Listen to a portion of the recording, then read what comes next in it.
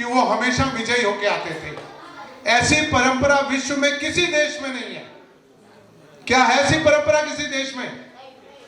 आज भी इतने क्रिश्चियन देश है, इतने युद्ध हुए हैं, क्या वर्ल्ड वार 1 वर्ल्ड वार 2 जो हुई हैं उनसे पहले किसी ने शौर्य गीत गाए? तो आज इस पर्व को मनाने के लिए जब यहां एकत्र हुए हैं तो मैं एक बड़ी महत्वपूर्ण बात बता रहा हूं। इन शौर्य कलाओं के बारे में हमें किसने बताया? मैं भी नहीं जानता था। हमारे बड़े भाई और कला को समर्पित श्री हासन रघु जी, जिन्होंने देखा कि ये वो कलाकार हैं, क्योंकि ये इनकी पृष्ठभूमि आर्मी से थी, फिर जिम्नास्ट, और उसके बाद इन्होंने मार्शल आर्ट से शुरू किया। कन्नड़ा फिल्म इंडस्ट्री को इन्होंने एस्टेब्लिश किया एज ए स्टंटमैन और स्टंट डायरेक्टर, पहले स्टंट डायरेक्टर कन्नड़ इंडस्ट्री के। आज पूरी इंडस्ट्री में जो स्टंट करने वाले लोग हैं सब इनके शिष्य हैं, इन्हीं के द्वारा आरंभ हुआ है। उससे पहले तमिलनाडु से सारे स्टंट वाले कन्नड़ फिल्मों में काम करने के लिए आते थे। एक इंडस्ट्री जिस आदमी ने बनाई, उन्होंने शौर्य कलाओं को पूरे भारत में प्रसिद्ध किया।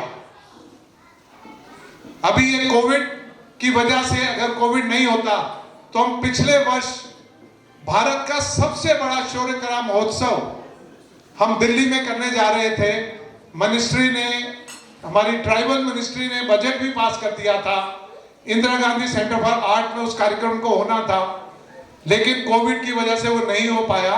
और अभी भी आश्चर्यजनक बात यह है कि हमें मिनिस्ट्री कह रही है, हमारे सेक्रेटरी, जॉइंट सेक्रेटरी और मिनिस्टर साहब कहते हैं कि आप शौर्य कला का महोत्सव कब करोगे?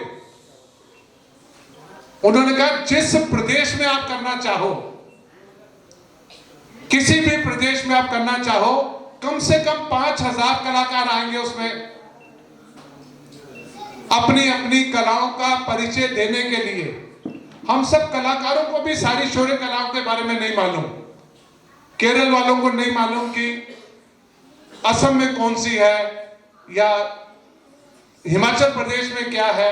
अभी मुझे पता चला, हमने कार्यक्रम कर रहे हैं ट्राइबल टैलेंट हंट। मैं देहरादून में रहता हूं और उत्तराखंड के सभी 5 जनजातियों में मैं गया। उन 5 में से 2 जनजातियों में शौर्य कलाओं के नृत्य होते हैं, ये हमें भी नहीं मालूम था।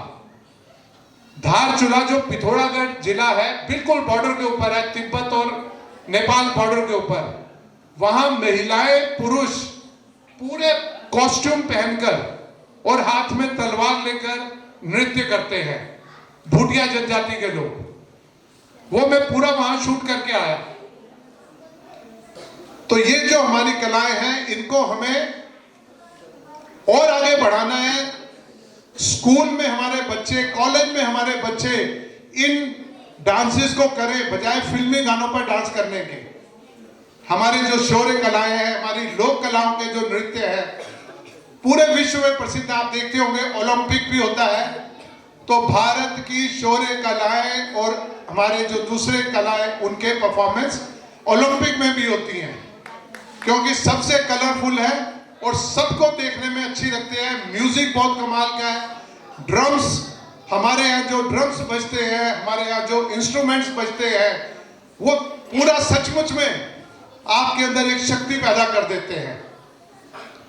मंत्रों से भी हमें शक्ति मिलती है, नृत्य से भी हमें साहस मिलता है। मैं बस कहना तो बहुत कुछ चाहता हूं, समय कम है। आज हम सबकी परफॉर्मेंस देखेंगे। मैं एक बार पुनः आप सबका हृदय से धन्यवाद करता हूं, रघु जी का, और हमारे मुख्य मित्र हमारे सचेतक, बहुत अच्छे गायक हैं।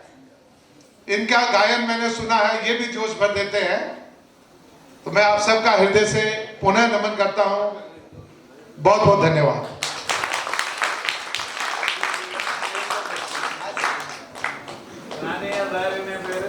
हेलो।